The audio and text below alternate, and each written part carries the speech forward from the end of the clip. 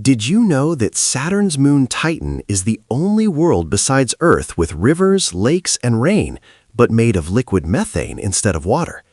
That's where NASA's Dragonfly mission is headed, a revolutionary rotorcraft that's basically a car-sized drone with 8 rotors, set to launch in July 2028 and arrive in 2034. Titan's atmosphere is 4 times denser than Earth's, with super low gravity, making it perfect for Dragonfly to soar like a giant quadcopter. It'll hop up to 70 miles at a time, exploring organic sand dunes, impact craters like Selk, and frigid landscapes at -290 degrees Fahrenheit. Powered by nuclear energy, it'll fly every Titan day. That's 16 Earth days, sampling the surface for prebiotic chemicals that could reveal how life began on Earth. Dragonfly isn't hunting aliens, it's unlocking the secrets of life's building blocks in a world frozen in time, similar to our planet billions of years ago.